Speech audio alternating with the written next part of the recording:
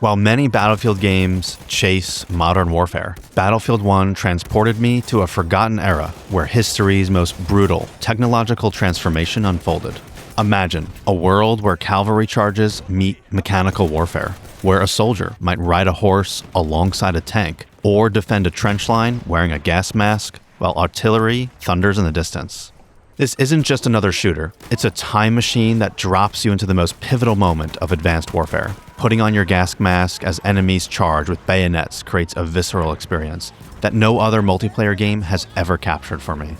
The push and pull of trench warfare isn't just a game mechanic, it's a brutal dance of survival that feels simultaneously ancient and horrifyingly modern.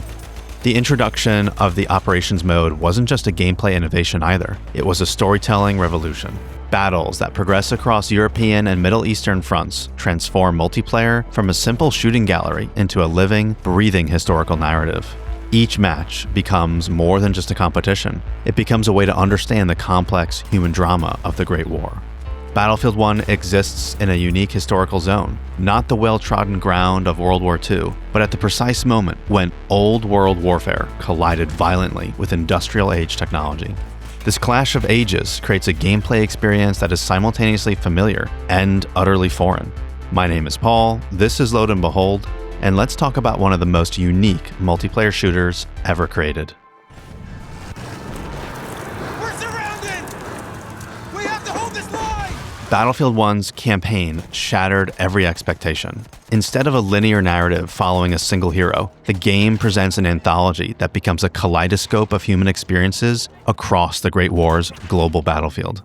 One of these stories sees us taking control of a new British tank driver as they navigate enemy territory. Later campaigns see us with the Arditi in Italy, traversing the Arabian desert under the command of Lawrence of Arabia, navigating the Ottoman Empire through the eyes of an Anzac runner. And another sees us going with the Harlem Hellfighters through the Western Front. Each story is a window into a different human experience of a world-changing conflict.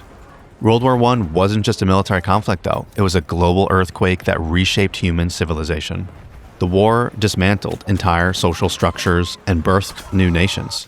Countries like Poland, Yugoslavia, and the Soviet Union emerged from the conflict's aftermath. Industrial growth exploded too, the middle class expanded, and traditional power structures crumbled. Women's roles fundamentally shifted, gaining momentum towards emancipation that would define the coming decades. With millions of military and civilian casualties, World War I represents humanity at its most devastating. The seeds of future conflicts, including the rise of Nazi Germany, were planted in this turn-of-the-century landscape. The appropriateness of wartime romanticism and its modification into an entertainment format is going to strike people differently.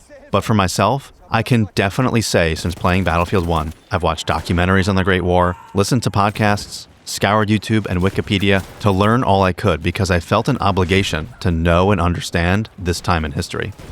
All right, enough philosophy, let's talk about how this translates into some incredible gameplay. The heart of Battlefield 1 is operations, and one of the main reasons for an active player base so many years later. Designed to simulate a campaign, an attacking team with limited respawn tickets pushes across sectors of a map by conquering control zones. If you lose, you get to try again up to 2 more times. This time with buffs like a Zeppelin, a landship, or a war train. Win, and you progress to a second, sometimes even a third map. There's a story being told here, and operations transcends typical multiplayer matches. A single match can last over an hour, and something magical happens during that time. Stakes build naturally. There's a surge of energy when your team breaks through to the next map, or the sheer tension of holding the line as defenders. That constant push and pull, the sense of urgency, makes you want to play the objective. It makes you want to support your team as you form a bond with them. Each victory feels earned, and each loss has an impactful sting where you keep asking yourself if you did enough.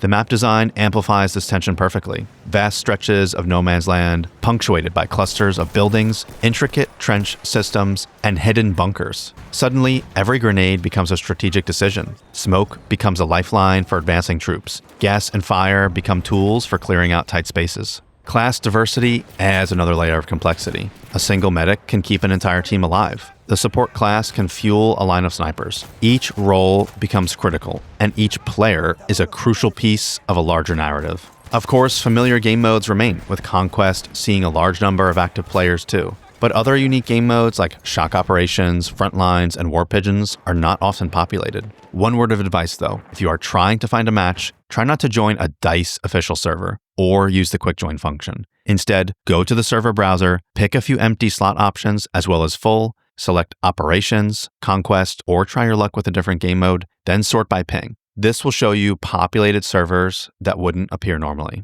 Battlefield 1 isn't without its flaws. An unchecked artillery truck can become unstoppable. Bombers can single-handedly change a match's outcome. And of course, there are always those medics with no situational awareness. Sometimes this results in you and your team being absolutely steamrolled. A lot of custom servers ban these weapons and vehicles to maintain balance. But these imperfections don't weigh you down in practice, and Battlefield 1 continues to create moments that burn themselves into my memory. Storming the hills of Verdun, breaking through the beaches of Cape Helles, or defending a bunker in Monte Grappa. These moments showcase why Battlefield 1 can't be replicated, and I believe it'll firmly sit alongside the upcoming 6th entry. Battlefield has always been focused on team play, destruction, and a delicate balance between sim and arcade. And Battlefield 1, that might be the purest version of it.